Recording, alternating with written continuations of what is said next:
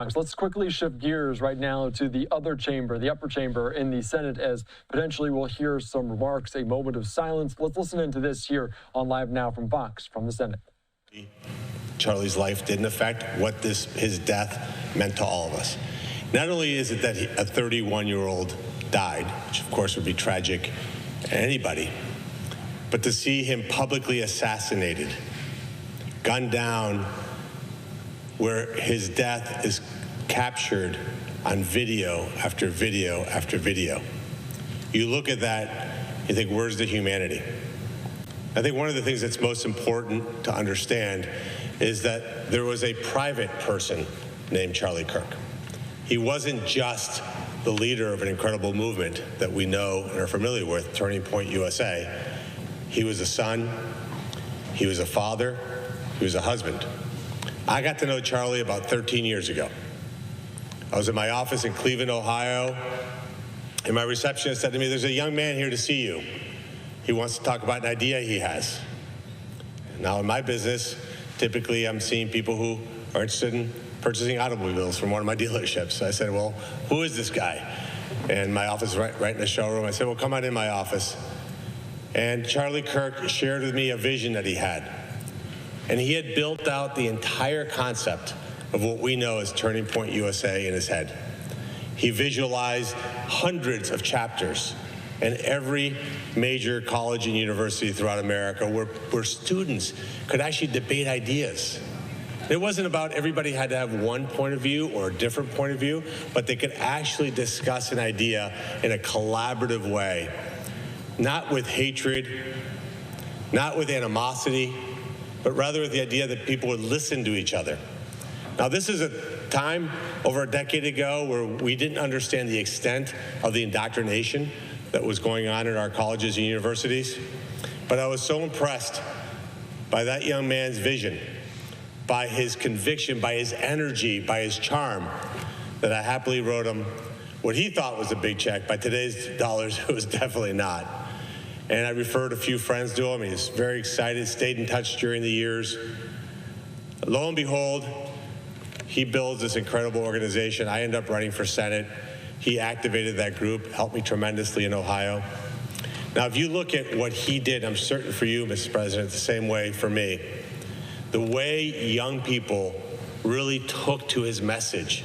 They want to have a voice in the future of our country.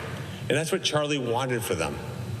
Now, I will tell you, it's extremely sad, quite disappointing to see some of the reactions online, people actively cheering that a 31-year-old husband, father, and son would die, the pejoratives used against them, comparing Nazism and fascism, a stain on human history that shouldn't be compared, quite frankly, with anything.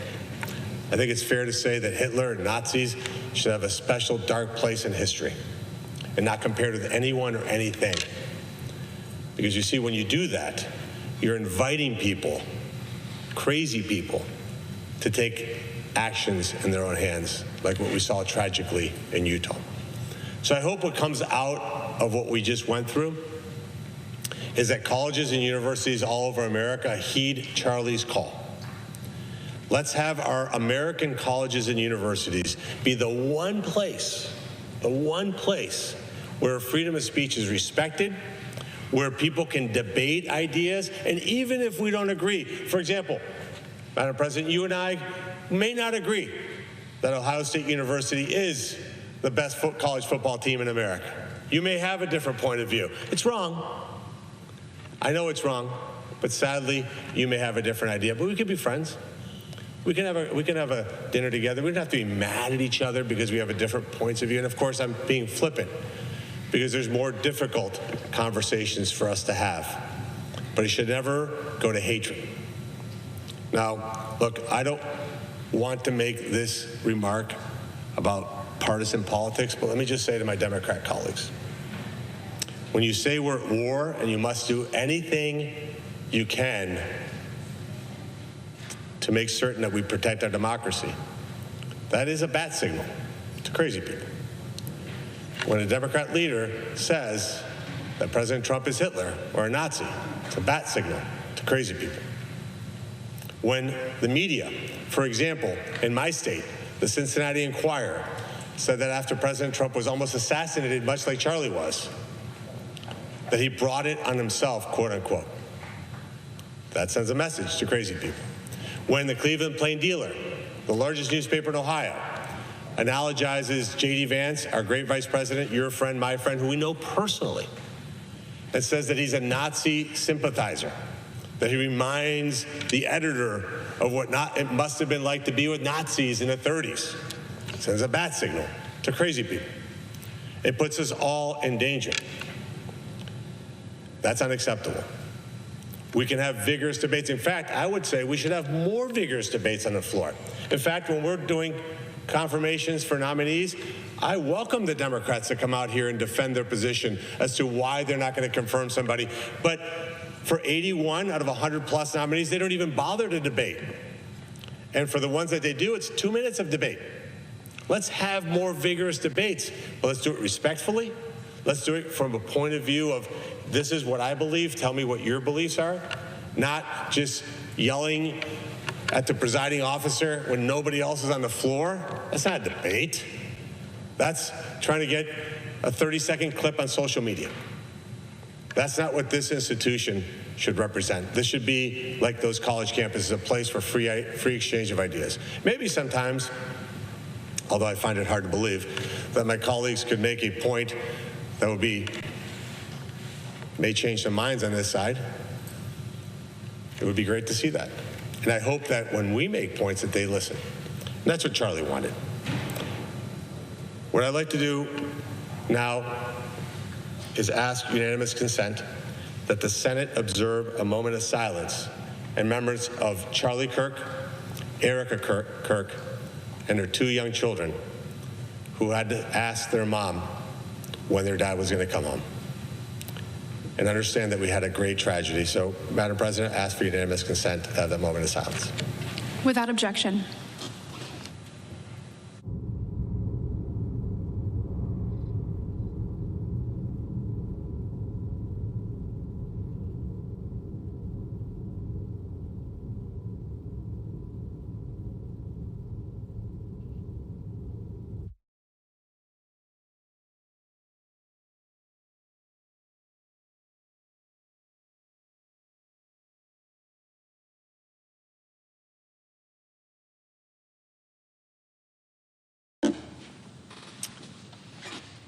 I note the absence of a quorum.